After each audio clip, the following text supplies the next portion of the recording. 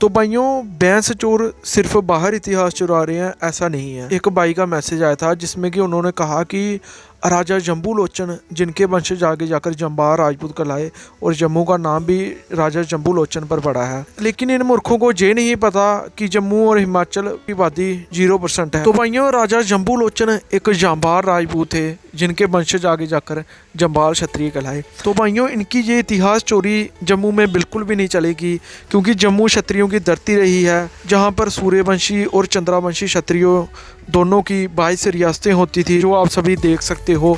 और इन इलाकों पर आज भी सबसे ज़्यादा आबादी क्षत्रियों की है और सबसे बड़े ज़मींदार भी क्षत्रिय ही हैं। तो भाइयों, अगर हम राजा जम्बू लोचन की बात करें तो राजा जम्बू लोचन एक महान क्षत्रिय राजा थे। उनका जन्म सियालकोट में हुआ था। उन्होंने जम्मू बसाया। उन्होंने जम्मू कैसे बसाया?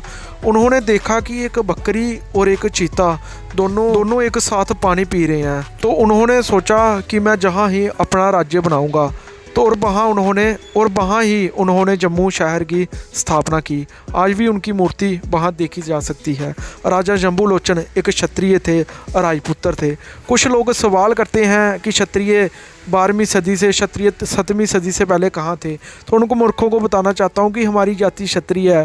राजपुत्र हमें उपाधि मिली है जो कि महाभारत में भी है, रामायण में भी है, भगवान कृष्णा जी के लिए भी इस्तेमाल हुई है।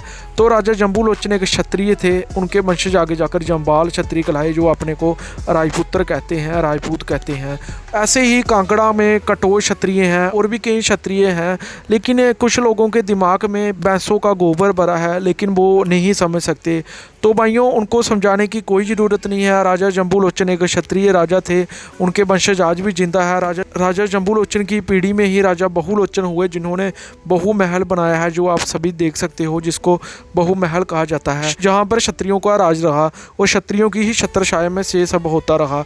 1947 में भी जम्मू कश्मीर के आखिरी महाराजा हरि सिंह थे। उनके आगे उनका वंश चल रहा है, जो कि महाराजा करण सिंह और आगे महाराजा अजातशत्रु है, जिनके पास जम्मू कश्मीर में हज़ारों मंदिर हैं, हज़ारों मंदिरों के ट्रस्ट है। और इन इतिहास चोरों की जहां बिल्कुल भी नहीं चलने वाली, तो इनका इतिहास चोरी जहां ही फेल होती है। तो आप सभी को राजा जम्बू लोचन का इतिहास पढ़ना चाहिए, जिनके नाम पर जम्मू कश्मीर है, जो कि एक सूर्यवंशी क्षत्रिय थे।